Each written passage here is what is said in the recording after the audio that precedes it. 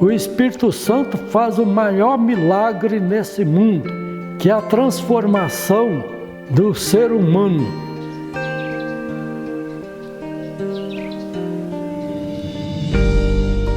E para que a pessoa nasça de novo, ele tem que conhecer a proposta de Deus. E a proposta de Deus é o que nós chamamos de Evangelho. E Evangelho significa boa notícia.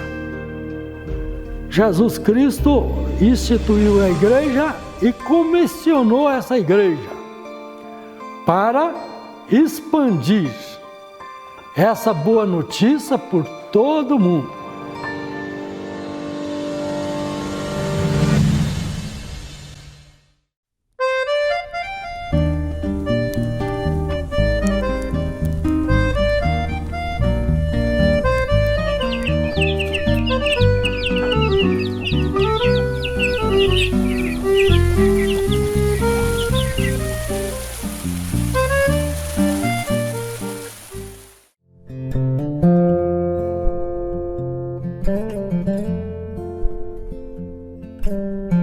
O primeiro missionário que trouxe o Evangelho para aqui desde 1917, encontrou o Pedro Fernando da Fonseca, chamado, apelidado Pedro dos Matos.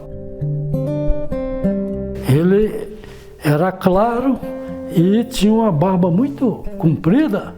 Então Pedro dos Matos era um fazendeiro e que eu chamaria até de matuto. Pedro dos Matos realmente foi um personagem que teve, vamos dizer assim, duas fases. Que teve a fase antes da conversão dele, que ele era realmente muito cruel, né? E teve a fase depois da conversão dele, que foi uma nova criatura, né? Então as coisas velhas se passaram e tudo se fez novo. Deus fez dele um príncipe, que foi através dele e a sua cachaça que ele levava para Belo Horizonte para vender. Foi mais o primo dele, o Alberto. E lá viu o Evangelho pela primeira vez. E aí que tá, porque não existia uma alma, não existia uma pessoa em todo o norte de Minas crente em Jesus. Quando o vovô foi batizar, ele marcou o dia do batizado, viu aquele povão, assistiu o batizado. Nunca ninguém tinha batizado aqui, ninguém conhecia nada. Foi a primeira vez. Então os missionários vieram aí, chegou e no outro dia cedo foi passear mais vovô aí, mostrar os trem, mostrar as coisas feitas e descendo passou no alambique.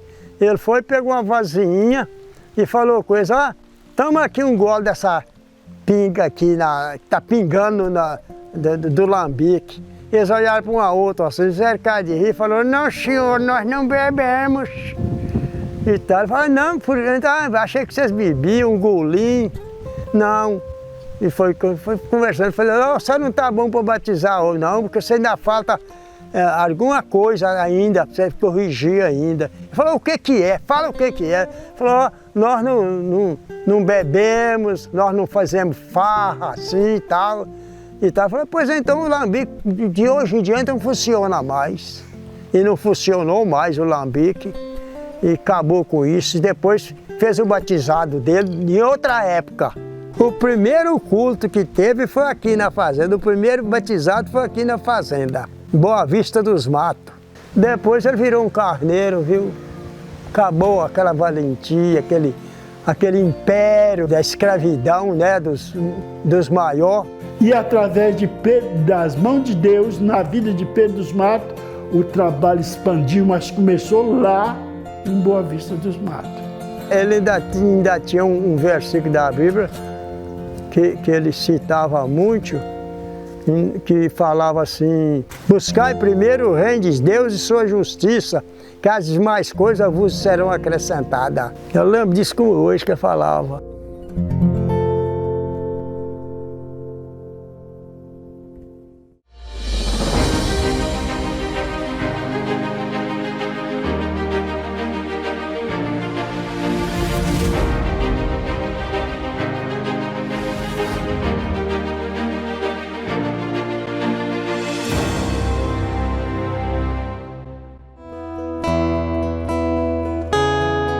terreno que aqui pertence à igreja foi doado pela família de Pedro dos Matos com as suas irmãs. Antes de fazer a divisão da fazenda, tirou uma gleba e doou para a igreja. A princípio queria fazer em Bocaiúva, mas a Bocaiúva pertencia toda a área da cidade à Igreja Católica. E a liderança da Igreja Católica da época não aceitou. Todo jeito tinha que ir para o mato mesmo.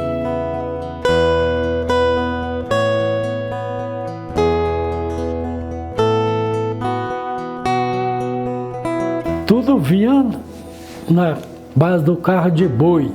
Até as telhas teve que pegar lá em Corinto, porque o trem só vinha até Corinto na época. Até a água era levado em carro de boi. E não tinha, vamos dizer, vasilhame. Hoje nós temos caixa que você põe em cima do carroção. Então tem uma madeira chamada barriguda, que vocês devem conhecer. Essa madeira fazia tipo de um coxo, né? E esse coxo é que enchia d'água, chegava lá, despejava, voltava, apanhava mais. Uma dificuldade muito grande. Mas o ser humano, quando está disposto a fazer, é como Neemias reconstruindo Jerusalém. Então não há barreiras que vai impedir. E as madeiras prepararam aqui mesmo.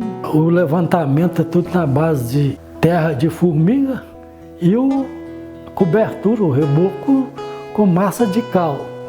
E até o cal eles fabricavam aqui mesmo.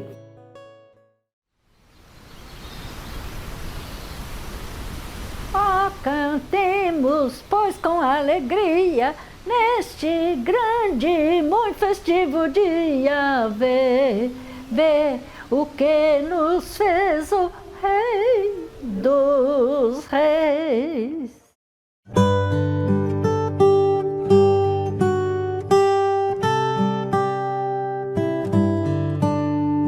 Sempre quando eu entendi por gente, sempre os cultos eram no domingo de manhã, ou era meio-dia, né? Domingo à noite e nas quarta-feiras. Os domingos na igreja local, no templo, né? Então eu tinha escola dominical. A escola era meio-dia, né?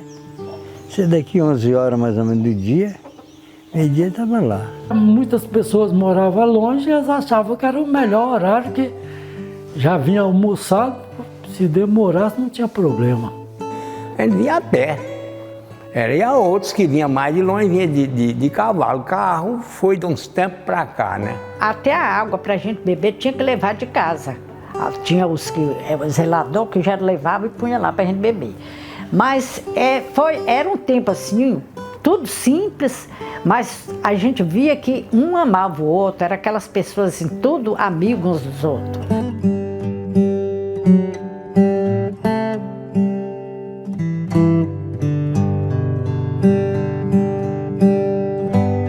As salas é para funcionamento da escola bíblica. Tinha a classe de criança, a classe de jovem, a classe da senhora e a classe geral. Isso eu lembro. Era 4 classes que tinha aqui nesse tempo, né? A gente tinha que ter um professor para ensinar. Um professor à maneira do lugar, não é o professor, né? Mas que tivesse um conhecimento bíblico. Lógico que tinha as revistas. Eu lembro de uma classe lá, dos pequenininhos, que o nome era Joias de Cristo. Então eu já fiz parte dessa classe quando eu era mais pequena, depois de grande já fui passando para uma mais de adolescente.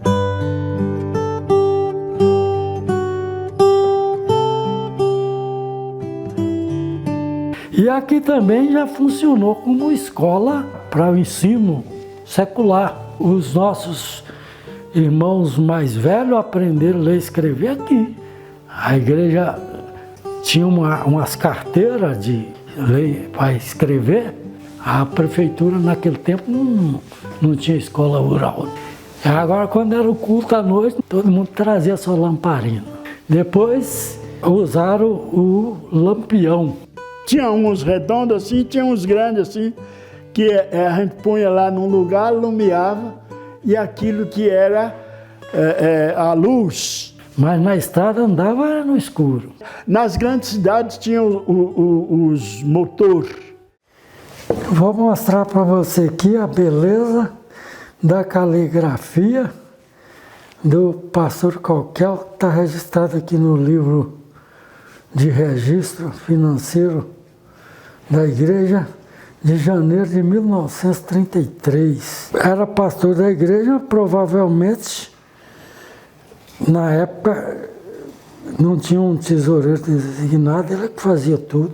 Aqui está registrado até 1935.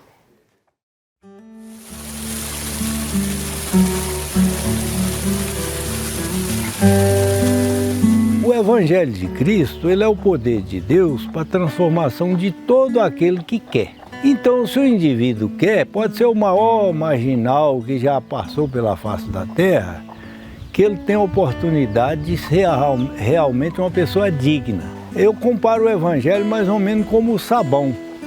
Sabão lava a roupa, sabão a gente toma banho. Então ele é de grande uso, mas precisa usar ele. Então se você está com a roupa suja e tem o sabão e tem a água, ainda precisa que você tome uma decisão de lavar a roupa. Do contrário, ela não vai ser limpa, não. Jesus disse, depois que ele ressuscitou, ele falou que ele ia subir para o céu, mas que ele não ia deixar nós órfãos, que ele ia enviar o Espírito Santo para estar com a gente para sempre.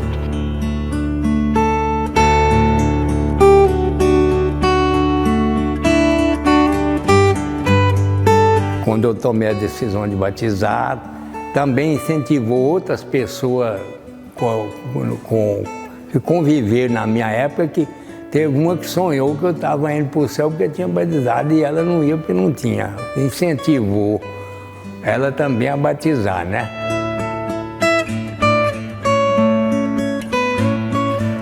Ao meio-dia tinha a escola bíblica dominical. A hora que terminava, fazia uma reunião administrativa, que é chamada de sessão, e avaliava os candidatos, e a igreja os aceitava e aprovava para o batismo, e fazia uma abertura e em seguida fazia a realização dos batismos. Tinha lá a barragem, lá na Boa Vista dos Matos, era um rio, e cortaram ele no meio com um aterro assim, e tinha um poço, a gente batizava ali, né? Foi muitas vezes mesmo. Então, nesse dia de batismo, vinha gente de longe.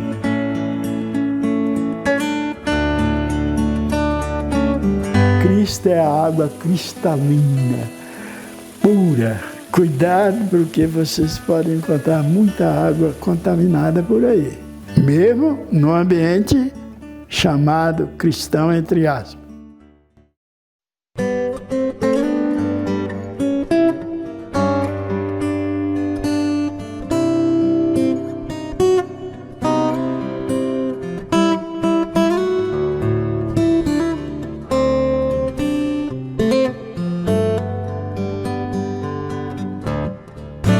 E quando nós ia para Bocaiúva, para ele poder pegar o trem para ir para Belo Horizonte, ele levava eu na garupa do cavalo dele.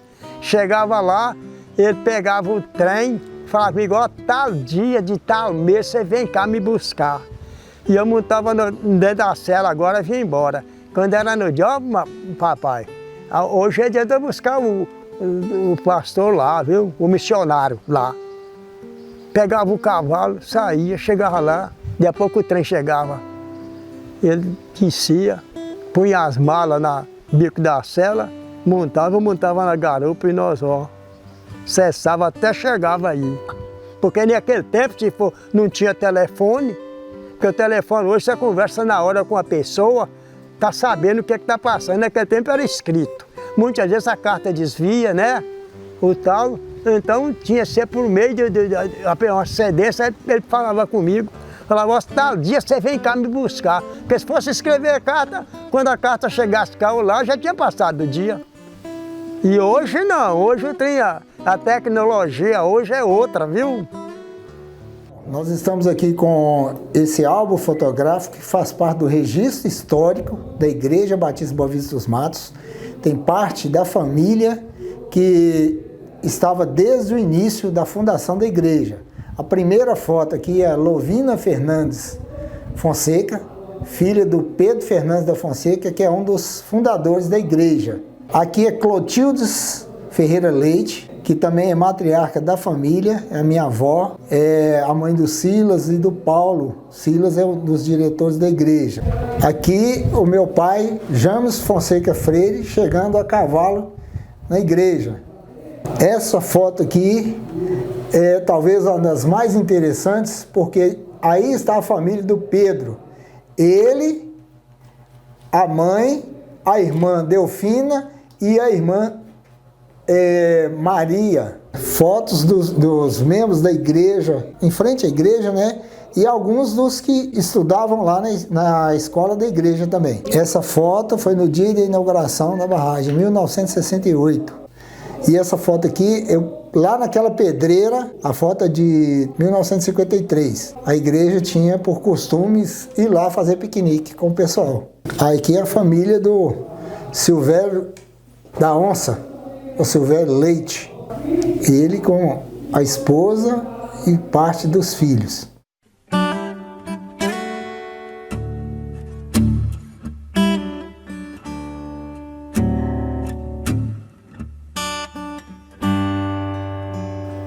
Pastor Joaquim Dias do Carmo. Esse eu lembro muito bem, que foi um período de 10 anos seguido, ele foi pastor da nossa igreja. E ele fez um trabalho muito bom. Joaquim fez trabalho, ele pregava até perto de Mato Verde, em Riba, tudo, até na beira da estrada nós fomos. A igreja sem pastor, ela não tem o mesmo desenvolvimento que com o pastor. Por quê? Porque toda pessoa que chega na igreja a primeira vez, primeira coisa que ele pergunta, quem é o pastor? Em 73 é que a gente começou ali, o ministério ali. O convite foi o seguinte, o pastor Jacinto, que já é falecido, era pastor em Capitão Enéia. E sempre nós encontrávamos nessas reuniões, ele pastor e eu. Aí ele disse, a Boa Vista dos Matos está sem pastor há muito tempo. Você não gostaria de fazer uma visita? E eu não conhecia nada por lá. Eu falei, sim, eu posso fazer uma visita. E fazer visita, e nisso a igreja me convidou para ser o líder dela até quando fosse possível, né? Ali a gente começou trabalhando, pregando, e logo apareceu muita gente para assistir, né? Essas reuniões eram frequentes. Não era somente dentro do templo ali, não. Tinha trabalho, mesmo escola dominical, às vezes o templo era fechado porque pediu lá para longe, a gente ia lá.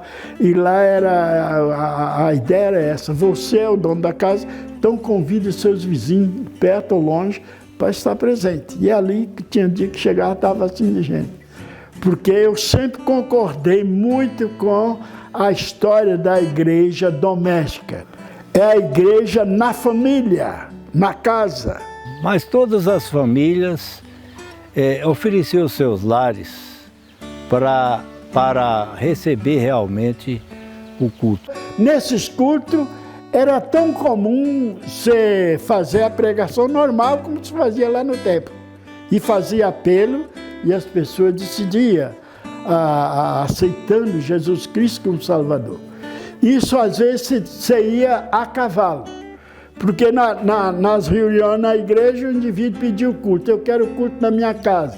Era retirada em uma légua, duas, dependendo da distância, era perto também, né? Mas muitos lugares você tinha que ir a cavalo, porque era longe, né? E aquela cavalhada. E tinha um senhor, foi na casa de um senhor que tinha sido membro da igreja há 15 anos. E não sei por que ele tinha sido excluído da igreja. Era o tomador de fazenda, né? Não sei se era dono, se era encarregado, não sei. Nós fomos dirigir um culto lá, e lá no apelo ele decidiu voltando para o Evangelho. E daí a 2 anos ele morre, mas morreu firme no Evangelho. Ele pegava o cavalo dele nos domingos e ia lá para a sede da igreja.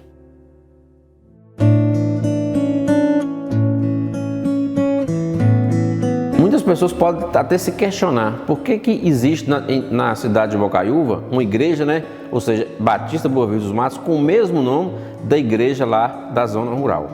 E para que nós possamos entender melhor isso, é preciso esclarecer que a atividade da igreja Batista Boa Vista dos Matos iniciou-se na zona rural. Mas os moradores de lá e os seus membros, a grande maioria deles, teve que mudar para Bocaiúva. E eles sentiram a necessidade, né, de ter aqui uma atividade. É uma igreja só, com 2 templos, um na zona rural e um na zona urbana. E essa é uma característica rara, que pelo conhecimento que eu tenho, é apenas a igreja Batista de Boa Vista dos Matos e outra igreja aqui no norte de Minas que tem 2 templos. Em 2006, ela passou a fixar definitivamente aqui na cidade também. Primeiramente, nós começamos a reunir na casa do irmão Lucas Ferreira Leite, né? Lá na rua Edson Murta, 57, no bairro Esplanada. Em 26/8/2006, aí oficialmente a igreja se instalou aqui em Bocaiúva, né? Lá na rua Espírito Santo, 195, esquina com Espírito Santo, no bairro Bonfim. Foi um imóvel lá que foi cedido, né, pelo casal Laércio e a irmã Elisa Ferreira Leite. E meses depois nós viemos para cá, onde nós estamos atualmente, que é na sede própria, e foi graças à contribuição inestimável do nosso irmão Lucas Ferreira Leite. Na época ele fez um empréstimo pessoal, né, para a igreja conseguiu adquirir a casa, que nós fomos fazendo as modificações até estar no formato atual. E as prestações foram todas honradas pela igreja. A igreja de Batista de Boa Vista dos Matos, né, tem os seus cultos regulares na quinta-feira, né, que é o estudo bíblico às 19h30, a escola bíblica dominical no domingo às 8h30. Aí as classes são divididas, né? Tem as classes infantis, as classes de jovens e adolescentes e também as classes de adultos. E também temos o culto, né, no domingo à noite, que inicia-se às 19h. Durante as atividades da Igreja Batista Boa Vista dos Matos, aqui na zona urbana, nós tivemos vários batismos, né? Pessoas se renderam a Jesus, pessoas reconciliaram, né?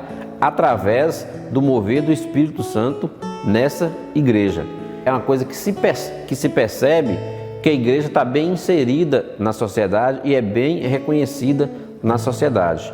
E ela cumpre o seu papel, né, de levar o Evangelho para aquelas pessoas que ainda não conhecem a Cristo. E ao levar esse Evangelho, pessoas têm se rendido a Cristo e têm aceitado como o seu único e suficiente Salvador e têm integrado, né, o rol de membro dessa igreja. A Igreja Batista, né, de Boa Vista dos Matos, ela tem planos para o futuro. E um desses planos é aumentar a sua tenda. Para isso nós já adquirimos, né, com a graça de Deus, um terreno próximo aqui. A igreja pretende, né, construir ali um templo. Com esse novo templo nós vamos ter uma capacidade de atender um número maior de pessoas. As classes das escolas da dominical ficarão bem divididas, né? E vamos ter condições de dar um suporte maior para os membros da igreja e também para as pessoas da sociedade de um modo geral. É uma igreja inquieta, que não para, seja tanto na zona rural como também na zona urbana.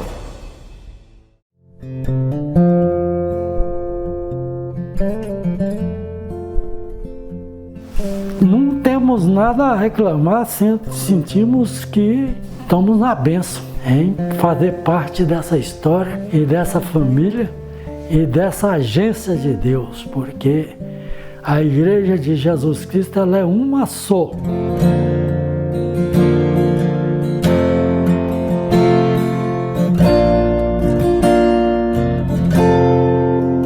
Então a mensagem que eu tenho para as gerações é buscarem primeiro o reino de Deus e a sua justiça, porque as demais coisas vêm como acréscimo.